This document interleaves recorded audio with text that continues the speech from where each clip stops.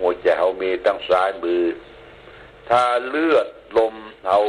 เดินบัดสะดวกไปเลี้ยงหัวใจปอเนี่ยมันก็จะอาจจะเกิดกระตุกเกิดช็อกขึ้นมา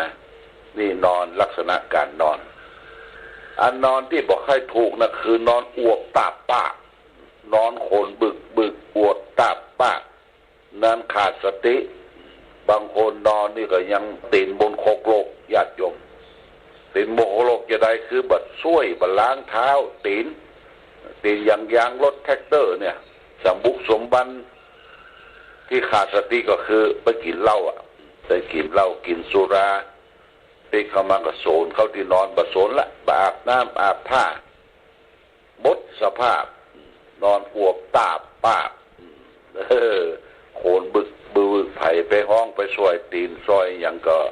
บ่ใครรู้สึกตัวเพราะมันยุบย้อนยุบเนี่ยขาดสติญาติโยมนะขาดสติที่ลักษณะการนอนคือต้องมีสติมีความรู้แล้วก็รักษาสุขภาพเพื่อดีนอนก็คือมันได้รับพ่องญาติโยมนี่ก็เกี่ยวกับบรรยากาศโดยแต่ว่าฝนตกฝนซึงหลายจังหวัดโดยเฉพาะอย่างยิ่งทางภาคอีสานนี่รุนแรงญาติโยมที่รุนแรงไม่ใช่อย่างเกิดพายุแล้วก็เกิดฟ้าผ่าเป็นได้ดูสงสารมีพ่อเฒ่าคนหนึ่งอายุ60 ปลายไปเฝ้ากลางต้งกลางนาเปิ้นปลูกมันอรูไว้ญาติโยมมันอรูแล้วก็เข้าไปพักในห้างนั่นก็มีต้นไม้ต้นเดียวนะมันจะเป็นซื่อยังได้บ่ฮู้เนาะฟ้าผ่าลงมาถึงแก่ความตายและแหมตี้หนึ่งญาติโยมมีไม่ออกคนหนึ่งเป็นคนวัยกลางคนไปเลี้ยงงัว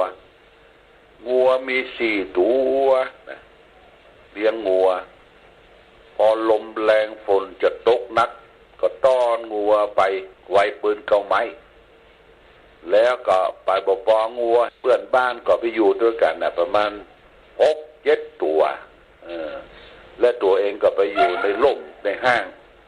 ฝนตกฟ้าผ่างัวทั้งหมดที่อยู่ปืนก็ไม่ตายหมดญาติโยม